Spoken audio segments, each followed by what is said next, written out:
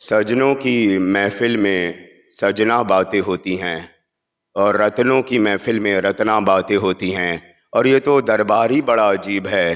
لگتا ہے مرکز توحید نے خود سجایا ہے، خود سنوارا ہے، اور مومنین کی تو آمد ہی آمد ہے، اور وہ تو پھر ان کو آنا ہی ہے اس بزم میں، کیونکہ سہل ممتنع کی منزل کا سوال ہے، سہل ممتنع کی منزل کا سوال ہے، اور عرفان تو انہی کو عطا ہوتا ہے جو اصدق القائلین ہیں۔ بھائی میں نہیں جانتا، اکثر مجھے جو ہے نا عطا ہو جاتا ہے اوپر سے۔ تو ایک دفعہ مجھے یاد ہے، جملہ دیتا چلوں، عابد حاتف الوری کے پاس میں دوڑا چلا آیا، شہنشاہ حسین نقوی صاحب کے والد اور محمد اور نقوی کے صاحب کے والد۔ عجب رات تھی وہ غضب کی کہ شیطان نے جب مجھے پکارا، ادھر توحید کی طرف میرا رجوع ہوا، چلا آیا، دق الباب کیا ان کے دروازے پہ رضویہ سوسائٹی میں۔ تو میں نے کہا میں نے غزل کے چند مصرے لکھے ہیں، ذرا آپ اس میں مخمل کے کپڑے پہ ٹاٹ کا پیوند دیکھ لیں کہیں ہے تو نہیں، کیونکہ مخمل کے کپڑے پہ اگر ٹاٹ کا پیوند لگاؤ تو کسی بھی محفل میں پہن کے چلے آؤ انسان ذلیل ہو کے رہ جاتا ہے۔ اہل بیت کی مدح سرائی ایسی ہے کہ آج تک بنو امیہ اور بنو عباسیہ ذلیلی تو ہوتے آ رہے ہیں، درود پڑھ لیجئے محمد بھائی بڑی عجیب اوٹنی ہوں میں، بڑی عجیب اوٹنی ہوں، ساحل پر بیٹھ جاؤں تو سمت ہی نہیں پتہ ہوتی کہ مشرق کی سمت بیٹھا ہوں یا مغرب کی سمت بیٹھا ہوں۔ ایک بار بلند آواز میں پھر درود و سلام بھیجیں۔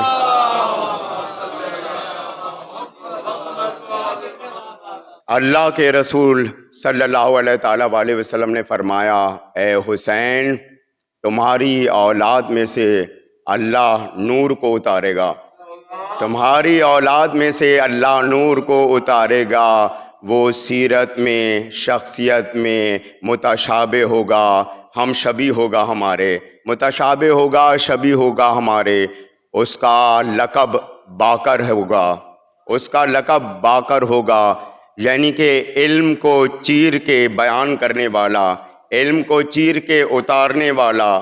مختلف عبارتیں ہیں، مختلف طریقے سے بیان کی گئی ہیں۔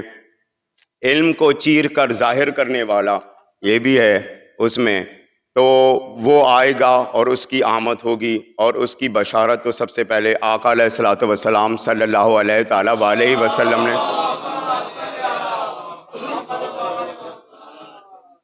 بے شک بے شک، اور دربار تو پھر ولایت کا ہے، دربار تو پھر مرکز فاطمیت کا ہے، اور دربار تو پھر امامت کا ہے، تو کیوں نہ مولا کے عزادار کہکشاں کے ستارے بن کے جھرمٹ جھرمٹ نہ کریں۔ یہ ادائے سخنوری بھی ہر ایک کو عطا نہیں ہوتی۔ امام محمد باقر علیہ السلام باقر العلوم،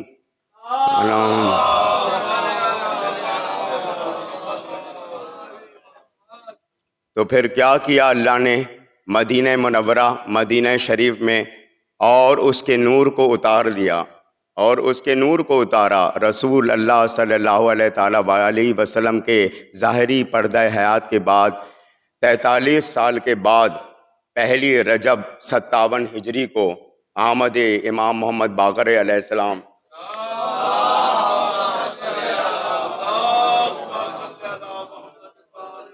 امام محمد باقر علیہ السلام ہوئی، اور وہی تو نور مقدس تھا، وہی تو نور مقدس تھا جس کا ذکر رسالت نے اپنے نواسے امام حسین علیہ السلام سے کیا تھا، وہی نور مقدس تھا۔ شہزادہ علی اکبر، شہزادہ علی اکبر نے امام حسین علیہ السلام سے سوال کیا کہ میرے ذہن میں ایک سوال آیا ہے۔ کہا بولو کیا سوال ہے، پوچھو کیا پوچھنا چاہتے ہو، طلب کرو کیا طلب کرنا چاہتے ہو۔ تو شہزادہ علی اکبر نے کہا کہ آپ کے نانا رسول خدا صلی اللہ علیہ تعالیٰ وآلہ وسلم نے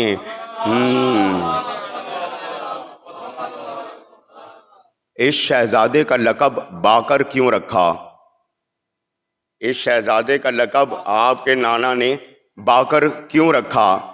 ابھی یہ بات چلی رہی تھی کہ جب بات یہاں تک آن پہنچی تو امام حسین نے شہزادہ علی اکبر سے کہا کہ یہ سب سے زیادہ نجیب الطرفین سید ہے، اس کی ماں فاطمہ ہے، اس کا نانا حسن ہے، اس کا باپ علی زین العابدین ہے اور اس کا دادا حسین ہے، درود بھیج دیے محمد و آل محمد پر، اور اس کا دادا حسین ہے، اس کا دادا۔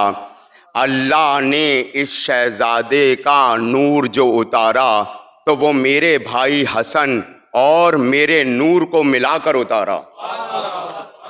بہت بڑا جملہ ہے باریک بینی کا، کہ میرے بھائی حسن اور میرے نور کو ملا کر اتارا۔ یہ ماں کی طرف سے بھی اعلیٰ مقام ہے، یہ باپ کی طرف سے بھی اعلیٰ مقام ہے۔ تبھی تو اللہ نے یہ ارادہ کیا کہ آل رسول کے علم کو اس کے ذریعے آشکار کرے گا، اس کے ذریعے آشکار کرے گا۔ درود پڑھ دیجئے ایک بار محمد و آل محمد۔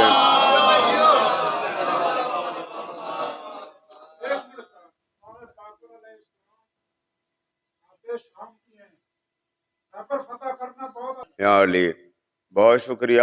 یہ قبلہ شاہ صاحب نے بڑی اچھی طرف اشارہ کیا، اور جس کی طرف میں کرنے والا تھا، لیکن انہوں نے بڑا اچھا نقطہ اٹھایا اور بہت بہترین اٹھایا۔ عبداللہ ابن نافع ابن عزرہ، عبداللہ ابن نافع ابن عزرہ خارجی تھا، اور بہت بدترین قسم کا خارجی تھا۔ جس طرح روٹی میں پھپھون لگ جائے اور وہ روٹی نہیں کھائی جا سکتی، یہ شخص بھی بالکل ہی خندیر کے موافق تھا۔ عبداللہ ابن عزرہ کہتا ہے میں نے علی سے بڑا کافر نہیں دیکھا، علی سے بڑا ظالم نہیں دیکھا، اور بڑا ہی عجیب شکل القلب انسان، میں نے تاریخ کی روایتوں میں ایسا بندہ نہیں دیکھا کہ یہ واحد بندہ تھا کہ بنو امیہ کے در و بام ایک طرف اور بنو عباسیہ کے قیصر و کسریٰ ایک طرف، کہ واحد یہ بندہ ہے کہ جس نے علی کو ظالم بھی کہا اور کافر بھی کہا، کھلم کھلا مدینے کے چوراہے پر۔ اور پھر جب مدینے کے چوراہے پر عبداللہ ابن نافع ابن عزرہ نے یہ کہا، تو یہ کہا کہ ہے کوئی جو علی کو عادل ثابت کرے، اور ہے کوئی جو علی کو مسلمان ثابت کرے، ہے کوئی جو علی کو عادل ثابت کرے، اور ہے کوئی جو علی کو مسلمان ثابت کرے۔ تو ایک شخص آگے بڑھا یہ سن کر، کہنے لگا عبداللہ ابن نافع کیوں چیلنج کرتا ہے، کیوں تو چیلنج کرتا ہے، کیوں ہمیں پریشان کرتا ہے، کیوں ہمیں اتنی الجھن میں ڈالتا ہے، یہ چیخ و بکار کاہے کی یہ جو تو مچا رہا ہے، جا اس کے در پہ جا جو علی ابن ابی طالب کا پوتا ہے، جسے محمد باقر کہتے، ہمیں پریشان مت کر، ہمیں چیلنج مت کر۔ عبداللہ ابن نافع تو ہمیں چیلنج مت کر کہ علی سے بڑا ظالم نہیں دیکھا، علی سے بڑا کافر نہیں دیکھا، جا اس کے در پہ جا، وہ جو محمد باقر ہے وہ تجھے بتائے گا۔ گیا، کہنے لگا اچھا، کہنے لگا اس کا پتہ تو بتاؤ محمد باقر کا، مجھے پتہ تو بتاؤ محمد باقر کا، میں جاؤں گا۔ اور ایسے اترا کے چلا جیسے باغیچے میں ہرنی چلتی ہے، اترا کے۔ ظاہر ہے ان کی ادائے سخنوری بھی نرالی جو دشمنان اہل بیت ہیں، یہ بھی بڑی عجیب ہے، میں نے تاریخ کی روایتوں میں بڑا کھنگالا ہے کہ بڑے عجیب لوگ ہیں۔ تو کہنے آیا، در پہ آیا، یوں کہہ لوں تو دک الباب کیا۔ امام کی زیارت نصیب دشمنوں کو بھی ہو جاتی ہے، لوگ کہتے ہیں مومنوں کو ہوتی ہے لیکن دشمنوں کو بھی ہو جاتی ہے۔ آیا اور آ کر بیٹھا۔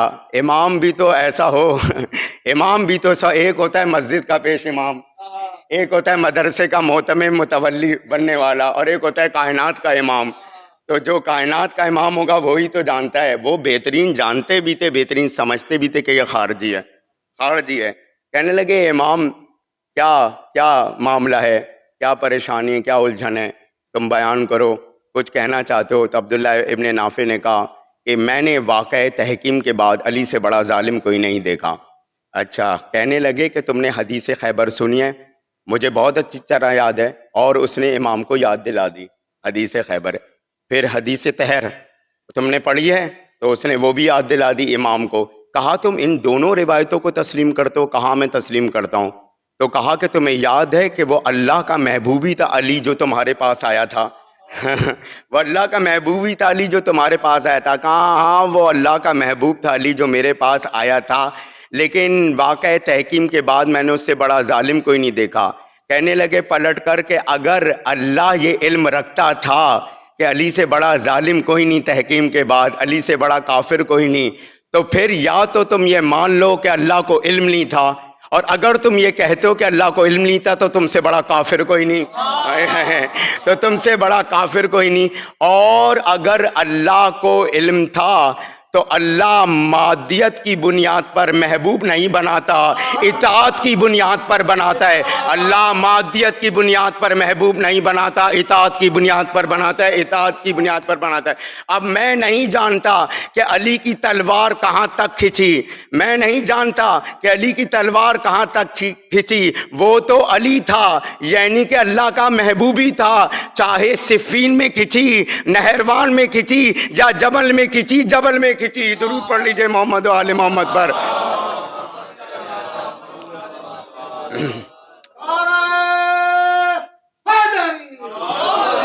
ام المومنین حضرت عائشہ کا ایک جملہ مجھے بڑا یاد آیا، اور تاریخ اسلام میں شیعہ علماء خطابہ نے بڑی جھوم جھوم کے بیان کیا کہ یہ علی کی ذوالفقار ہی کا تو صدقہ ہے، یہ علی کی ذوالفقار ہی کا تو صدقہ ہے کہ علی کی ذوالفقار چلتی چلی گئی، ہم مال غنیمت کھاتے رہے، ہم مال غنیمت کھاتے رہے، ہم مال غنیمت کھاتے رہے۔ درود پڑھ لیجئے محمد و آل محمد پر۔ مدینہ منورہ سے جب ہجرت پیکار ہوئے اور کربلا کا سفر شروع کیا، تو یہ امام محمد باقر ہی ہیں جن کی عمر 3 سال ہے، اور یہ چھوٹے چھوٹے قدموں کے ساتھ، سعادات کے ساتھ تشریف لے جاتے رہے، چلتے رہے چلتے رہے چلتے رہے چلتے رہے۔ بڑا معصوم ہے امام، اور بڑی کم سنی میں ایسا سفر طے کیا کہ کچھ تھے جو مدینے میں بیٹھے رہ گئے، اور جو روک رہے تھے امام کو کہ آپ اس حجت سے رک جائیے جو یہ آپ کرنے جا رہے ہیں۔ تو یہ ہے امام محمد باقر علیہ السلام کی فضیلت۔ صحابہ کا مجمع ہے اور ظاہر حوضہ علمینیہ کا معاملہ ہے، تو پوچھ لیا کسی نے کہ اللہ کو سب سے زیادہ انسان میں کیا پسند ہے، اللہ کو سب سے زیادہ انسان میں کیا پسند ہے؟ امام محمد باقر علیہ السلام نے فرمایا عقل، عقل سب سے زیادہ اللہ کو انسان میں پسند ہے۔ یہ عقل ہی تو ہے کہ عقل سے پھر علم کا درجہ طے کرتے ہیں، اور پھر علم سے حکمت کا درجہ طے کرتے ہیں۔ جب حکمت کا درجہ طے کر لیتے تو حق کی پہچان شناسائی ہو جاتی ہے، اور جب حق کی پہچان اور شناسائی ہو جاتی ہے تو عرفان عطا ہو جاتا ہے، عرفان عطا ہو جاتا ہے، عرفان عطا ہو جاتا ہے۔ درود بھیجیے محمد و آل محمد پر۔ ایک بار بلند آواز میں امام محمد باقر علیہ السلام پہ بھی درود بھیج دیے۔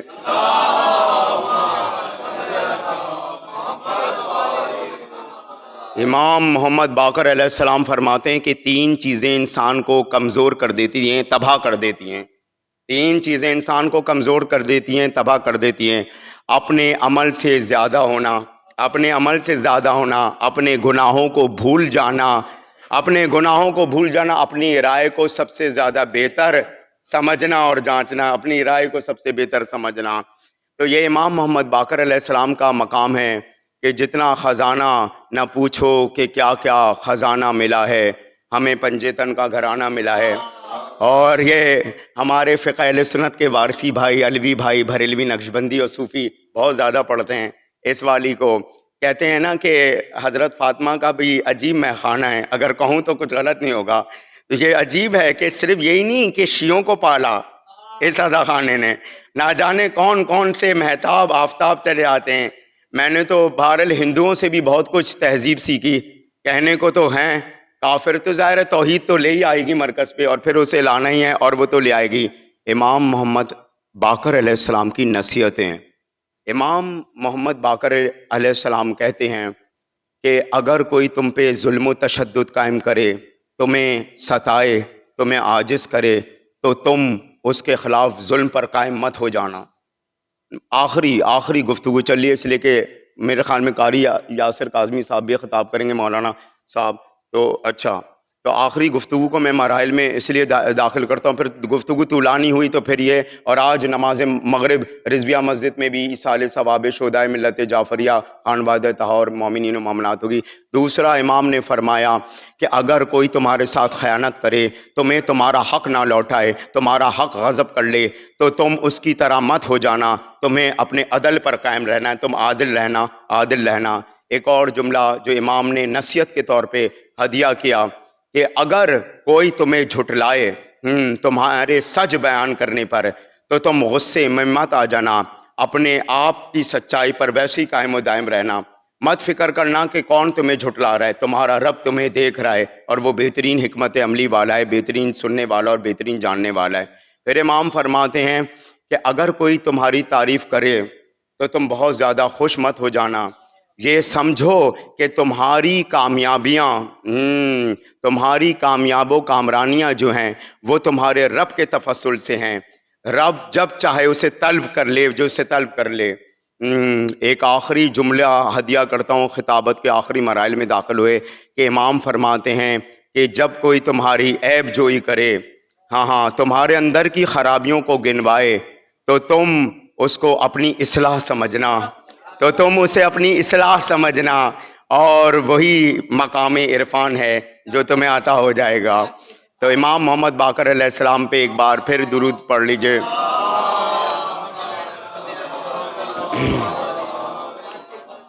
بس یہی دعا کرتا ہوں کہ بار الہ جتنے بھی مومن و مومنات، مسلمین و مسلمات اور بالخصوص شیعان حیدر قرار اس محفل میں بیٹھے، پروردگار سب کی دعاؤں کو قبول و منظور فرمائے، الہی آمین۔ ابو الائمہ حضرت ابو طالب علیہ السلام کے واسطے اور تفضل میں پروردگار جن لڑکیوں کے نیک کفوتین ہوئے، ام المومنین حضرت خدیجۃ الکبریٰ کے واسطے اور تفضل میں، شہزادیوں سیدانیوں کے واسطے تفضل میں، وہ اپنے گھروں کو رخصت ہو جائیں، الہی آمین۔ جو طلباء و طالبات امتحانات دے رہے ہیں، پروردگار مولا ابوالفضل عباس علمدار اور حلان مشکل کشا کے واسطے تفضل میں ان کو کامیاب و کامرانی سے ہمکنار کرے، ہماری مشکلوں کو پریشانیوں کو دور کرے، مظہر العجائب مشکل کشا کے واسطے تفضل میں باروے امام کے ظہور میں جل تعجیل فرما، فاطمہ کے لال کے ظہور میں جل تعجیل فرما، اور ہمیں ان کے آوان میں شامل فرما۔ ربنا تقبل منا انک انت السمیع العلیم واتوب الینا انک انت التواب الرحیم۔